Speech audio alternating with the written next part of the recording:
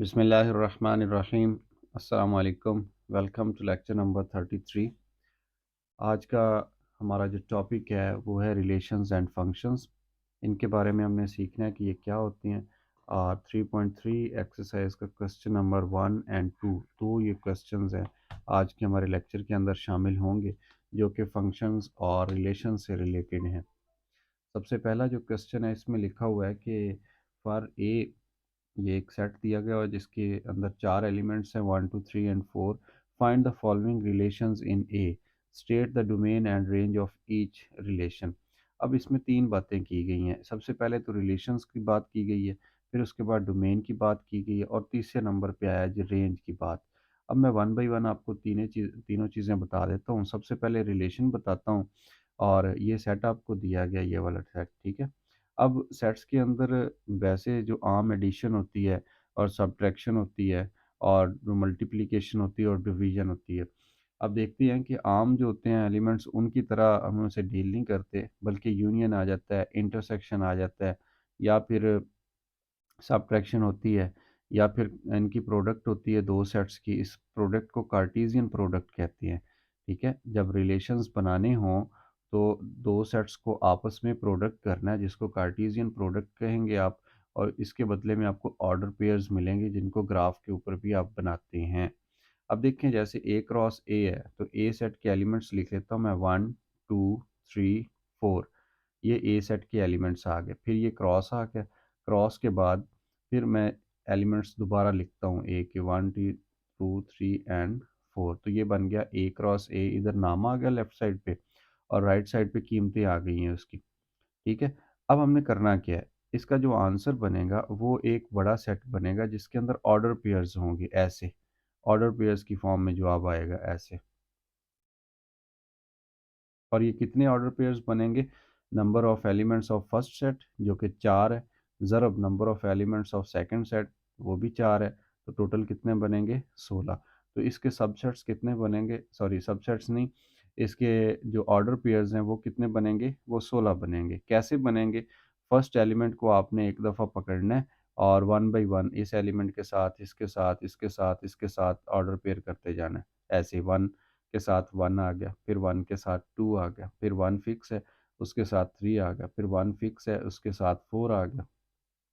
अगले स्टेप में 2 फिक्स कर लें, ये वाला एलिमेंट 2 फिक्स कर लें, इसके साथ 1 2 3 1 बाई 1 ये आते जाएंगे। कितना आसान काम है। आप इस काम के ज़रिए ऑर्डर पेयर्स मालूम कर सकते हैं, यानी दो सेट्स की कार्टेशियन प्रोडक्ट मालूम कर सकते हैं आप ऐसे। ठीक हो गया। तो ये मिलते जाएंगे आपको, टोटल इनकी तादाद कितनी बन जाएगी? 16।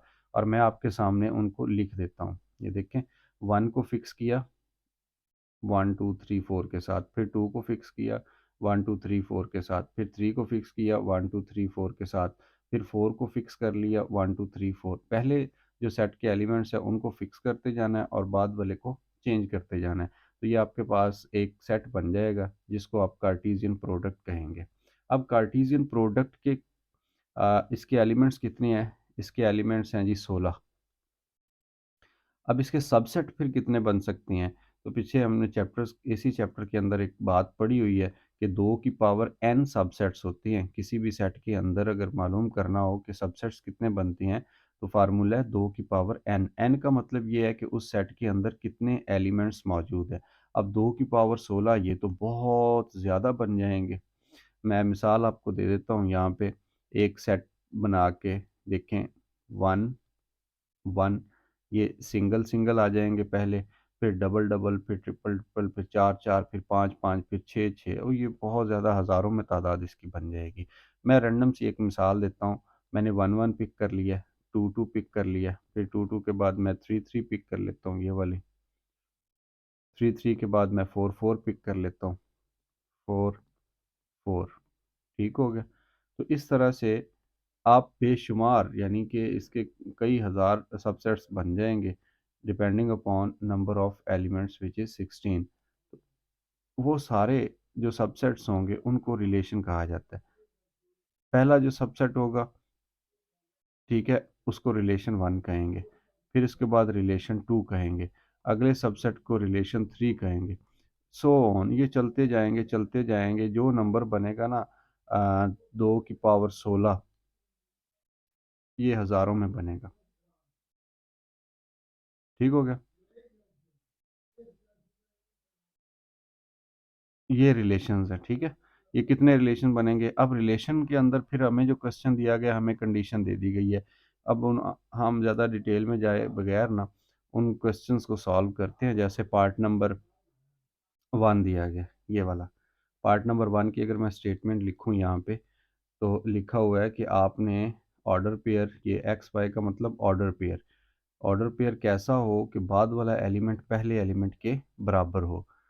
तो इसको सॉल्व करते हैं, बहुत ही आसान है। अगर क्वेश्चन की हद तक देखा जाए तो बहुत ज़्यादा आसान बात लिखी हुई है। अब आपने करना क्या है, ये ऑर्डर पेयर के तमाम एलिमेंट्स मौजूद हैं। इनमें से ऐसे एलिमेंट्स जिसमें दूसरा एलिमेंट पहले एलिमेंट के बराबर है, आपने उसको पिक कर लेना है। ठीक है, ये देखिए।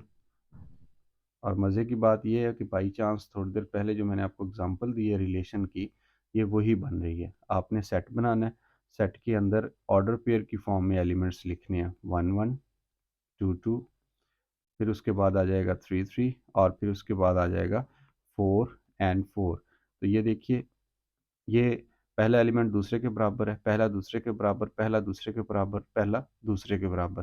तो इसको आप कह देंगे ये रिलेशन है। नाम कोई भी रख दें, रिलेशन 1 कह दें, रिलेशन 2 कह दें, या आर अकेला कह दें, ये रिलेशन है। इन्हीं रिलेशन से ही आगे फंक्शन बनना है। तो आप इसको अच्छे तरीके से समझ लीजिए, फिर आपको आसानी होगी फंक्शंस सीखने में। जबकि क्वेश्चन का अगला पार्ट था डोमेन बताइए और रेंज बताइए। डोमेन कहते हैं रिलेशन के अंदर मौजूद पहले पहले एलिमेंट्स का सेट। पहले पहले एलिमेंट्स का सेट मतलब क्या, कि जो आप सेट ए इस्तेमाल कर रहे थे, ये वाला ऑर्डर पेयर या कार्टेशियन प्रोडक्ट मालूम करने के लिए, वही सेट डोमेन कहलाएगा। या रिलेशन के अंदर जो पहला पहला एलिमेंट मौजूद होगा, इसको उठा के सेट बना दें, इसको डोमेन कहते हैं। और रिलेशन के अंदर जो बाद वाला एलिमेंट्स होगा, जैसे 1 2 3 एंड 4, ये रेंज कहलाएगी। बस इतना सी बात है। पहले वाले एलिमेंट्स का सेट डोमेन और बाद वाले एलिमेंट्स का सेट रेंज कहलाएगा। पहला पार्ट सॉल्व हो चुका है। अगर हम बात करें सेकंड पार्ट की, तो मैं सेकंड पार्ट यहाँ पे लिख लेता हूँ पहले, फिर उसके बाद हम कंडीशन को सेटिस्फाई करते हुए वो वाले एलिमेंट्स फाइंड करते हैं जो उन्हें उसने हमें बताए हैं। कहता है कि ऑर्डर पेयर हो, ऑर्डर पेयर के अंदर जनाब आप दूसरे एलिमेंट में पहला एलिमेंट ऐड करें, तो जवाब 5 आए। ठीक है, यानी दोनों का मजमुआ कितना बने, 5 बने। तो हमने क्या करना है, ऐड अप करना है। ये जो ऊपर आपको ऑर्डर पेयर्स नज़र आ रहे हैं, इनको आपने क्या बनाना है, ऐड करना है। जिसका जवाब 5 बनेगा उसको सिलेक्ट कर लेना है। 1 + 1 2 बनता है, 1 + 2 3 बनता है, 1 + 3 4 बनता है, 1 + 4 ये 5 बनता है, 2 3 बनता है, 4 बनता है, ये 5 बन रहा है। उसके बाद 6 बनता है, 4 बनता है, ये 5 बन रहा है। फिर उसके बाद जनाब इसको देखें, 6 7 और ये वाला 5 बन रहा है। तो जिस जिसका आंसर 5 आता जा रहा है, हम उसको हाईलाइट करते जा रहे हैं। ये 6 बनेगा, ये 7 बनेगा, ये 8 बनेगा। तो ये जो आपको कलर नज़र आ रहा है लाइट ब्लू, अब इसके ऑर्डर पेयर्स को उठाइए, ये वाले टोटल रिलेशंस के एलिमेंट्स बन जाएंगे। 2 3 ऑर्डर पेयर है, उसके बाद 3 2 ऑर्डर पेयर है, उसके बाद जनाब 4 1 ऑर्डर पेयर है। ठीक हो गया। अब डोमेन बतानी है, तो डोमेन क्या होता है, रिलेशन के अंदर मौजूद हर ऑर्डर पेयर के अंदर पहले पहले एलिमेंट्स का सेट। तो पहले एलिमेंट कौन से हैं, 1 2 3 एंड 4। उसके बाद दूसरे एलिमेंट्स कौन कौन से हैं, 4 3 2 1, यानी वही हैं 1 2 3 4, तरतीब लगा देंगे तो ये रेंज बन गई इस रिलेशन की। ठीक है। अच्छा, नेक्स्ट पार्ट नंबर 3 की तरफ चलते हैं। पार्ट नंबर 3 में लिखा हुआ है कि आपने ऐसे ऑर्डर पेयर्स सिलेक्ट करने हैं रिलेशन के अंदर कि जिनके अंदर जनाब पहला एलिमेंट और दूसरे एलिमेंट का मजमुआ 5 से छोटा हो। दोनों को ऐड करेंगे, एक्स प्लस वाई, और जवाब कितना आए, 5 से छोटा। 5 के बराबर भी नहीं होना चाहिए, 5 से छोटा आना चाहिए। अब 5 से छोटे क्या होते हैं, 4 होता है, 3 होता है, 2 होता है। तो इनको ऐड कर लें, 1 + 1 2, 2 होता है, तो ये छोटा है जनाब 5 से। 1 + 2 3 छोटा होता है, इनको ऐड करेंगे तो 4 छोटा होता है 5 से। इसको ऐड करेंगे 3, इसको ऐड करेंगे 4, इसको ऐड करेंगे 5 6, इसको ऐड करेंगे तो जनाब ये 4 है जो 5 से छोटा है। 3 जमा 2 ये 5 हो जाता है, ये 6 हो जाता है, ये 7 होता है, और ये 5 होता है, ये 6 होता है, ये 7 होता है, ये 8 होता है। सिर्फ ये वाले एलिमेंट्स थे ऑर्डर पेयर की फॉर्म में जो कंडीशन को फुलफ़िल कर रहे हैं, लिहाज़ा हम कह देंगे कि जो हमारे पास रिलेशन बन रहा है वो इस फॉर्म का है। इसके अलावा एलिमेंट्स या ऑर्डर पेयर जिसके अंदर नहीं आएँगे। अब जो मैं आपको बता रहा था 2 की पावर 16 जो कई हज़ार सबसेट्स बनेंगे, उनमें से एक ये वाला भी है। अच्छा, अब हमने बताना है इसकी डोमेन क्या है। हर ऑर्डर पेयर का जो पहला एलिमेंट है उसका सेट बना दें। 1 1 यहाँ एक दफ़ा आ जाता है ना सेट के अंदर एलिमेंट जो रिपीट हो, ये भी 1 है। जो रिपीट होता है वो एक दफ़ा आ जाता है। ये 2 2 और ये 3 है। 2 है और 3 है। तो ये 3 एलिमेंट्स इस्तेमाल हुए हैं डोमेन के तौर पे। रेंज के बारे में बताना है तो जो ऑर्डर पेयर के अंदर सेकंड एलिमेंट होता है रिलेशन में उसको रेंज कहते हैं। इधर 1 है, इधर 2 है, इधर 3 है। 1 2 और इधर 1 यानी 1 आ रहा था, 2 आ रहा था और 3 आ रहा था दूसरे एलिमेंट के तौर पे। तो पार्ट नंबर 3 भी हमारा कंप्लीट हो गया। पार्ट नंबर 4 को देखते हैं। इसमें मुझे उम्मीद है आपको समझ आने लग गई है इस चीज़ की। है बहुत ज़्यादा आसान चीज़, बस थोड़ी-सी आपकी प्रैक्टिस है, और ये मेरा ख़्याल में ना अचानक से आ गया, काफ़ी कुछ है आपकी 9th क्लास में। तो अब आपके लिए ज़रूरी है कि आप साथ-साथ इस चीज़ को अच्छे तरीके से अपने नोट्स बनाते जाइए और इन्हें सॉल्व करते जाइए। कल पे काम मत छोड़िए, ये ना हो कि आप कहें कल कर लेंगे, परसों कर लेंगे, फिर ये नहीं होगा। अब हम ब्लैक कलर में ढूँढते हैं ऐसे ऑर्डर पेयर्स जिनमें दोनों एलिमेंट्स को ऐड करें 5 से बड़ा जवाब आए। इक्वल नहीं आना चाहिए, 5 से बड़ा आना चाहिए।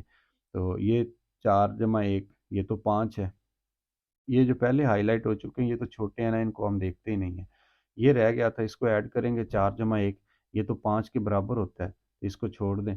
3 जमा 2 ये भी 5 के बराबर होता है। 2 जमा 4 ये 6 होता है जो कि 5 से बड़ा है। ये 5 बनेगा, ये 6 बनेगा बड़ा है 5 से, ये 7 बनेगा 5 से बड़ा है, और ये 5 के बराबर आ जाएगा, छोड़ दें। ये 6 बनेगा और ये 7 बनेगा, ये 8 बनेगा। अब जो-जो मैंने हाइलाइट किए हैं उन सब को हम इधर अपने सेट के अंदर ले आते हैं। 2 4 है पहला ऑर्डर पेयर, दूसरा एलिमेंट बनेगा 3 3, तीसरा बनेगा 3 एंड 4, चौथा बनेगा जनाब 4 एंड 2, उसके बाद है जी 4 3, और उसके बाद आ जाएगा 4 4। ये वाले वो ऑर्डर पेयर्स हैं या एलिमेंट्स बने हैं इस रिलेशन के जो कंडीशन ऊपर दी गई को सेटिस्फाई करते हैं पार्ट नंबर 4 में। अब जो पहले-पहले एलिमेंट का सेट होगा उसको डोमेन कहेंगे। डोमेन कौन सी है? 2 3 3 4 4 4, यानी 2 आया है पहले नंबर पे, 3 आया है, 4 आया है। जो रिपीट होते हैं उनको एक ही दफ़ा लिखा जाता है। अच्छा, रेंज क्या है इसके अंदर जनाब जो बाद में आते हैं? 4 3 4 2 3 4, यानी 2 आया है एक दफ़ा, 3 आया है काफ़ी दफ़ा और 4 आया है। ये वाले एलिमेंट्स जो होंगे ये रेंज बनाएंगे।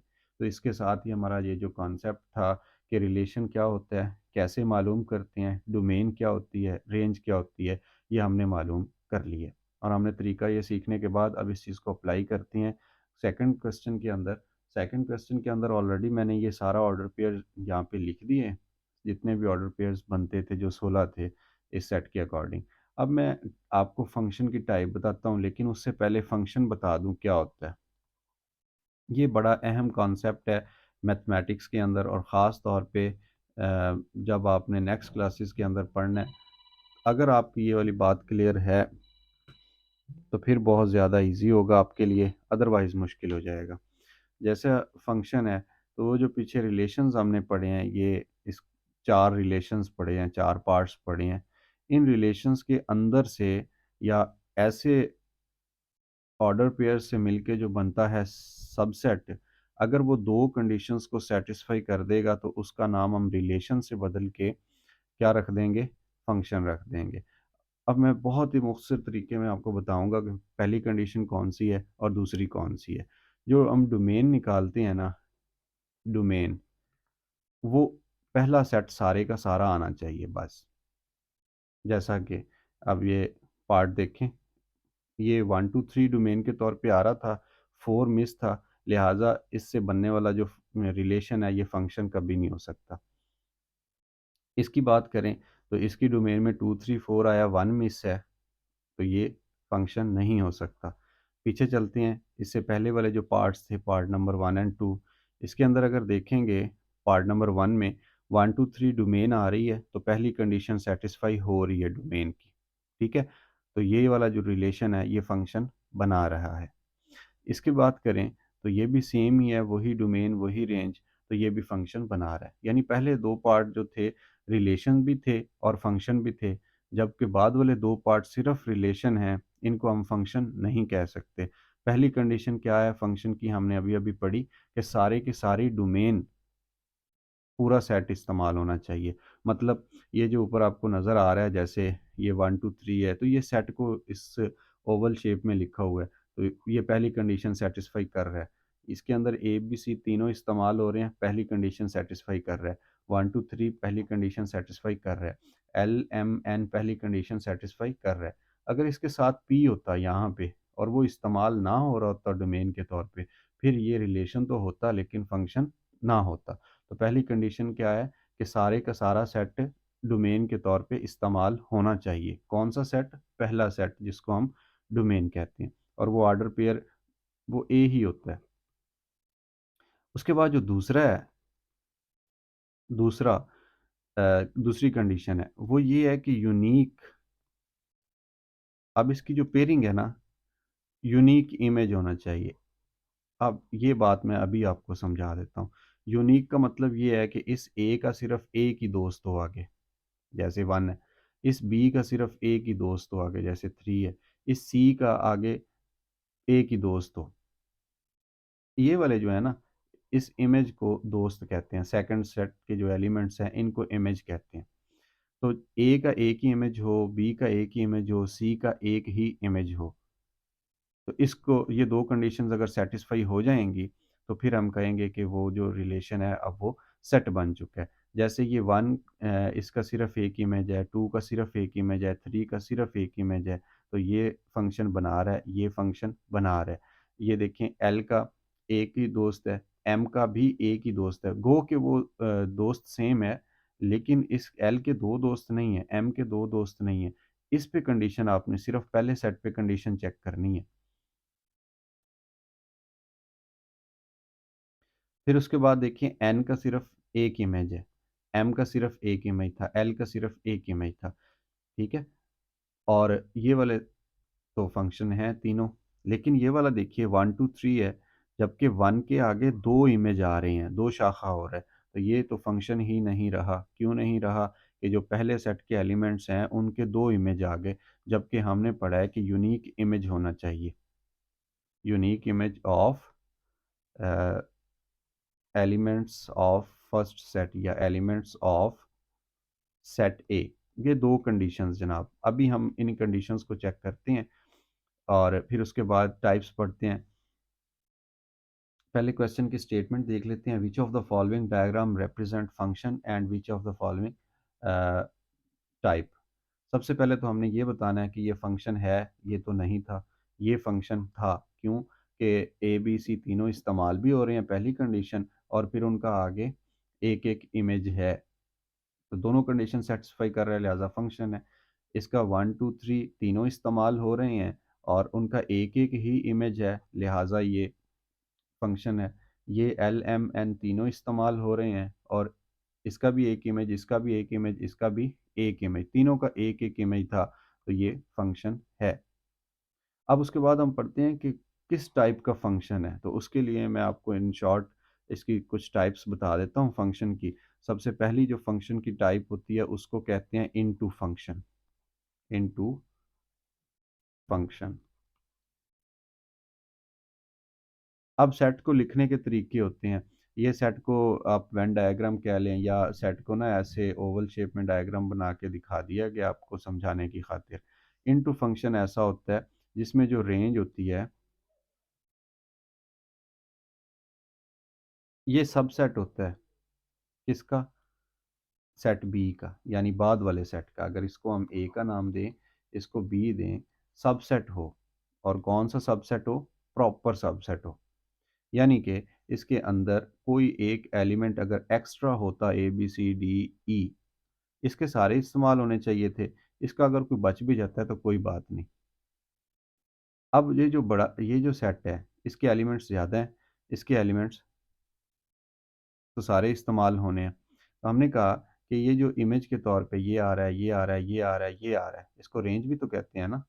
तो रेंज बी सेट का सबसेट होना चाहिए प्रॉपर। यानी कोई एलिमेंट एक्स्ट्रा अगर हो जाएगा तो वो इनटू फंक्शन होगा। आपका लेवल क्योंकि छोटा है, आप बस यूँ कह लें, extra element in second set, extra element in second set, यानी बी, उसको क्या कहेंगे आप? Into function. इनटू के बाद दूसरी टाइप है फंक्शन की, उसको कहेंगे ऑन टू फंक्शन। बिल्कुल इसी से मिलता जुलता है ऑन टू फंक्शन। अगर तो रेंज सारी की सारी बराबर आ जाए सेट बी के, मतलब क्या? कि सेट बी के सारे एलिमेंट्स इस्तेमाल हो जाएं। जैसे ये वाले एलिमेंट सारे इस्तेमाल हो गए हैं, जैसे ये वाले एलिमेंट सारे इस्तेमाल हो गए हैं, ये वाले एलिमेंट सारे इस्तेमाल हो गए हैं, इसमें ये इस्तेमाल नहीं हुआ। ठीक है। अब ये वाले सारे इस्तेमाल हो गए हैं तो इसको आप कहेंगे कि ये ऑन टू फंक्शन है। No extra element, no extra element, कोई अगर एक्स्ट्रा एलिमेंट ना बचे सेट बी के अंदर तो उसको क्या कहेंगे? Onto function. और ऑन टू फंक्शन का दूसरा नाम भी है, उसको कहते हैं सरजेक्टिव फंक्शन, सरजेक्टिव फंक्शन।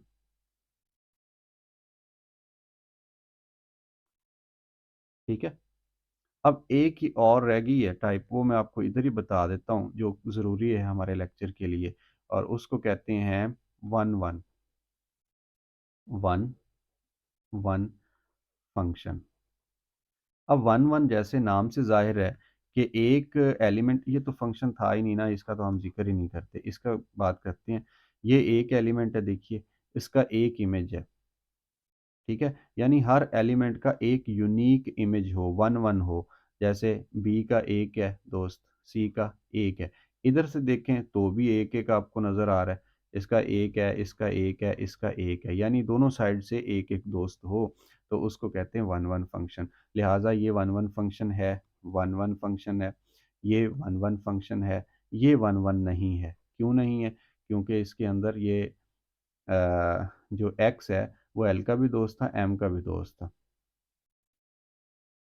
ठीक हो गया। तो ये वन वन फंक्शन नहीं रहा।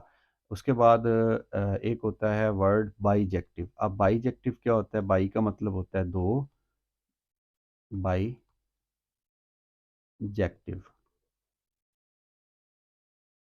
फंक्शन। ये ऐसा फंक्शन होता है जो ऑन टू भी हो और वन वन भी हो। ठीक है।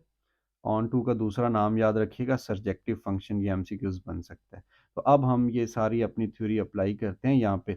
मैंने इन टू फंक्शन आपको रेड कलर में समझाया है, लिहाजा अब हम ऊपर एग्जांपल के तौर पे चेक कर लेते हैं कि इनमें से इन टू फंक्शन कौन सा है। इन टू का हमने पढ़ा कि रेंज के अंदर कोई एक्स्ट्रा एलिमेंट होना चाहिए। ये रेंज है, इसके अंदर एक्स्ट्रा एलिमेंट नहीं है, लिहाजा ये इन टू फंक्शन नहीं है। इसके अंदर कोई एलिमेंट एक्स्ट्रा नहीं बचा, लिहाजा ये इन टू फंक्शन नहीं है। इसके अंदर देखेंगे तो ये वाई इसके अंदर एक्स्ट्रा था, लिहाजा ये कौन सा फंक्शन है? ये इनटू फंक्शन है। और बस, कोई नहीं था, ये तो फंक्शन था ही नहीं ना। दूसरा है, मैंने ब्लू कलर में लिखा है ऑन टू फंक्शन। तो ऑन टू फंक्शन के लिए देख लेते हैं, ये मैं चीज़ें ना थोड़ी सी रेज कर देता हूँ ताकि आपको समझने में थोड़ी आसानी हो। ये ख़राब कर रही है।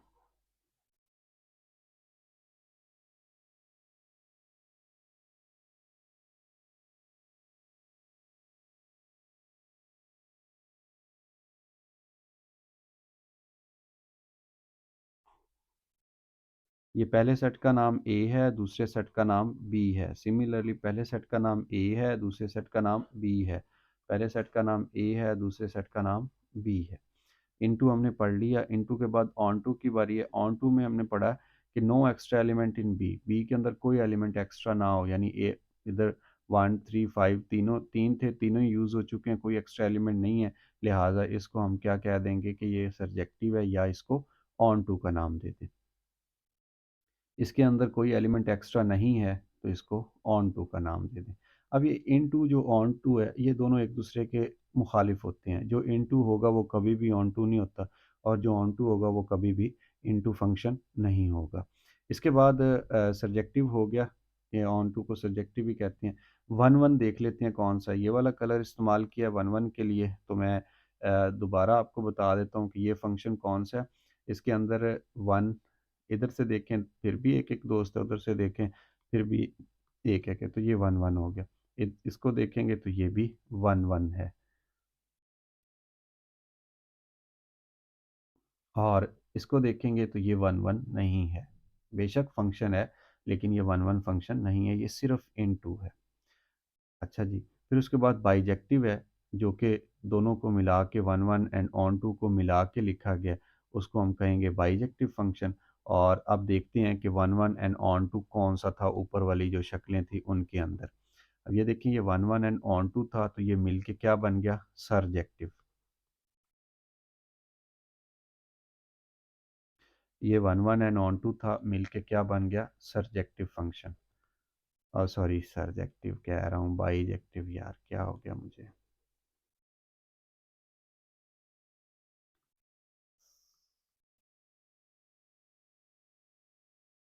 ये बाइजेक्टिव है, one one and onto ये क्या है, बाइजेक्टिव है।